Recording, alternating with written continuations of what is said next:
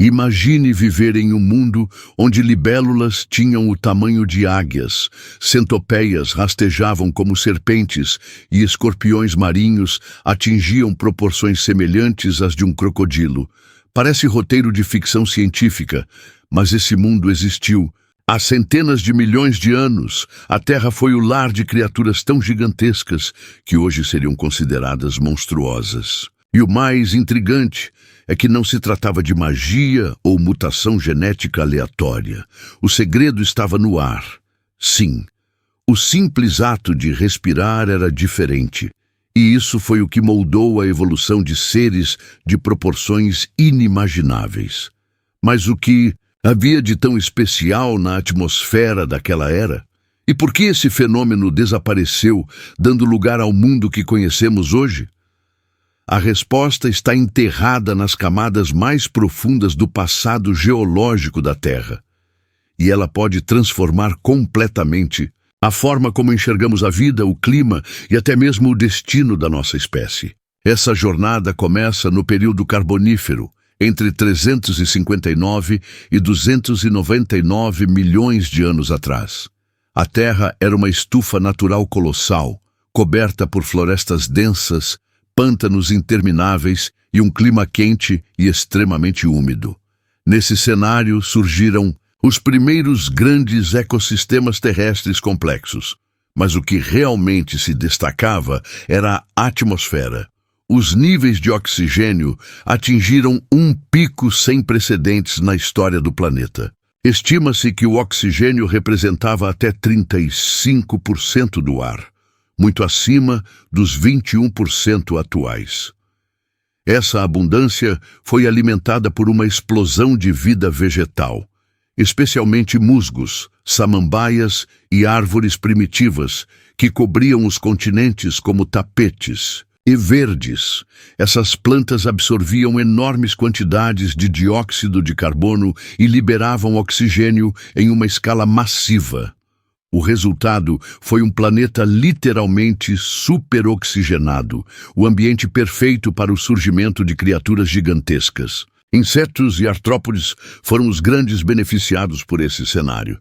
Com sistemas respiratórios simples, baseados em traqueias, esses organismos dependem da difusão direta do oxigênio para sobreviver.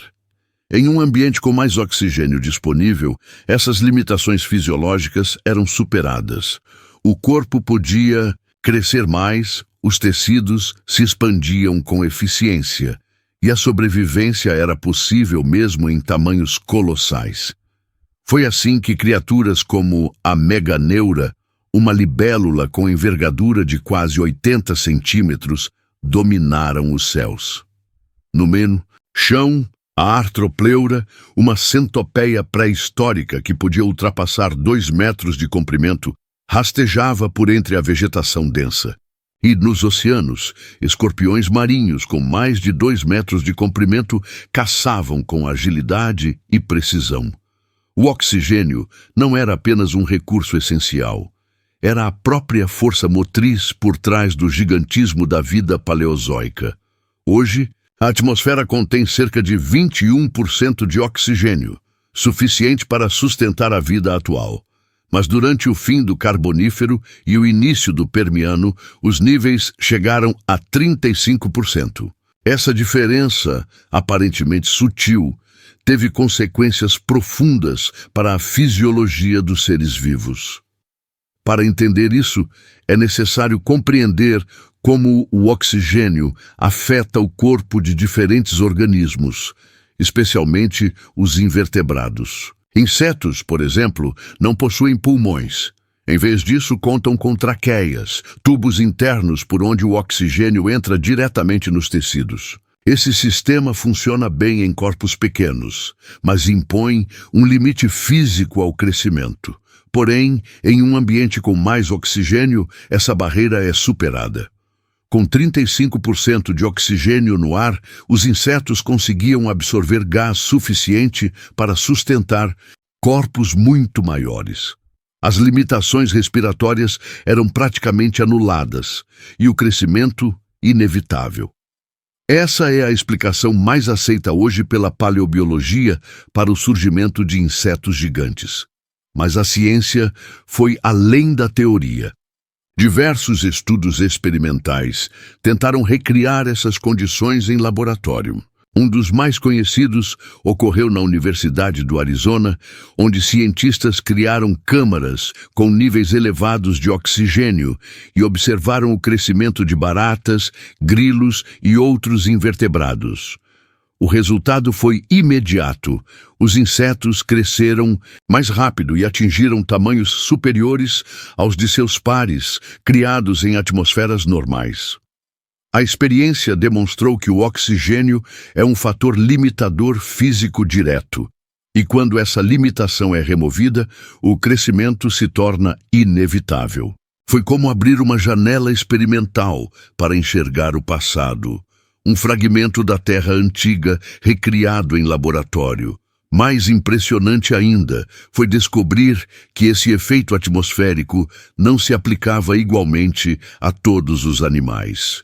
Espécies com pulmões, por exemplo, não apresentavam a mesma relação direta com os níveis de oxigênio, pois seus sistemas respiratórios evoluíram para regular a absorção de forma mais eficiente. Já os artrópodes, com traqueias simples e corpos segmentados, eram extremamente sensíveis à quantidade de oxigênio disponível. A atmosfera, portanto, não era apenas o pano de fundo da vida.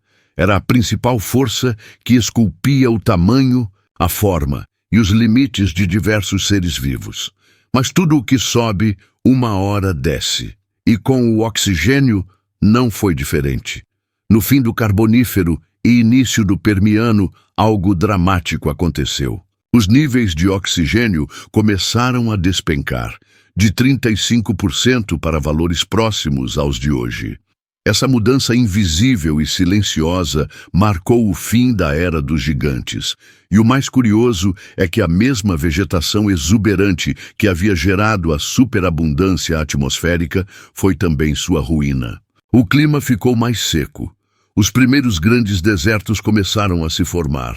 As florestas pantanosas que produziam oxigênio em excesso desapareceram, substituídas por regiões áridas. Com menos plantas realizando fotossíntese, a liberação de oxigênio caiu drasticamente. A Terra começava a passar por uma transformação climática e geológica profunda. Os continentes se uniam formando a Pangeia, alterando padrões de umidade, ventos e precipitação. Essa transição coincidiu com o maior evento de extinção em massa da história, no final do Permiano. Mas mesmo antes disso, os gigantes já estavam condenados. Com menos oxigênio no ar, aquilo que antes era uma vantagem evolutiva, o grande porte se tornou um fardo mortal. Corpos enormes, com sistemas respiratórios ineficientes, não conseguiam mais oxigenar seus tecidos adequadamente. A seleção natural foi implacável. Os maiores morriam, os menores sobreviviam. A natureza começou a redimensionar suas criaturas. A meganeura desapareceu. A artropleura sumiu dos registros fósseis. Os escorpiões marinhos gigantes cederam espaço a formas menores e discretas. Não foi um colapso repentino, mas uma lenta e forçada transição. Tudo por causa de um fator invisível: a composição do ar. Esse declínio deixou marcas profundas na biosfera. O gigantismo desapareceu e abriu espaço para novos grupos dominantes. Com os artrópodes encolhendo, os vertebrados ganharam espaço. Répteis passaram a se diversificar com rapidez. O oxigênio, portanto, foi muito mais do que um gás da vida. Foi um verdadeiro catalisador evolutivo, empurrando algumas espécies ao sucesso e outras ao esquecimento. Mas e hoje? Será que esse ciclo atmosférico ainda influencia a vida?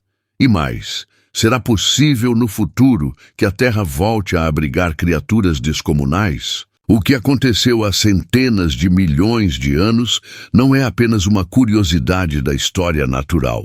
É uma lição direta sobre a influência do meio ambiente na biologia.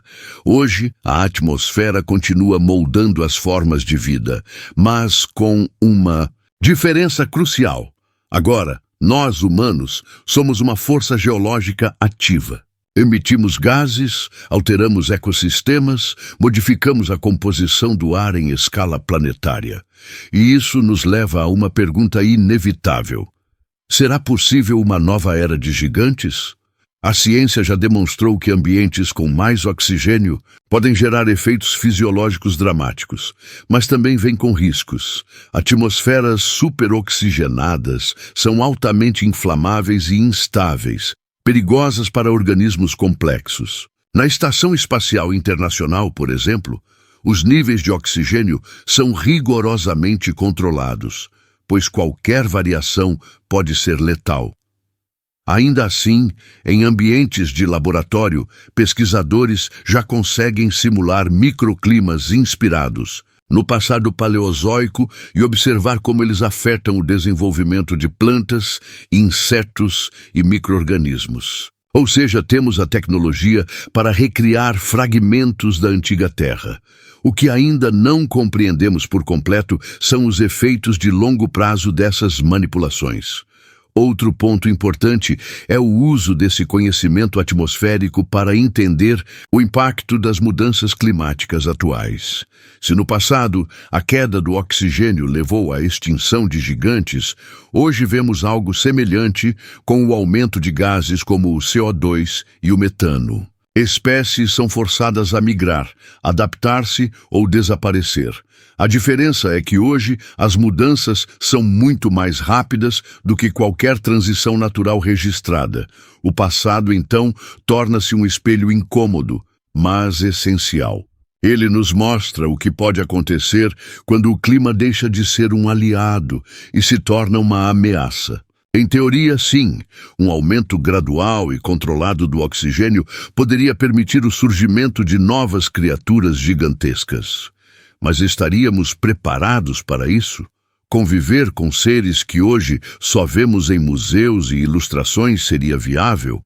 O crescimento descontrolado da fauna poderia gerar desequilíbrios perigosos. A lição final é clara: a vida é um reflexo direto da atmosfera que a envolve.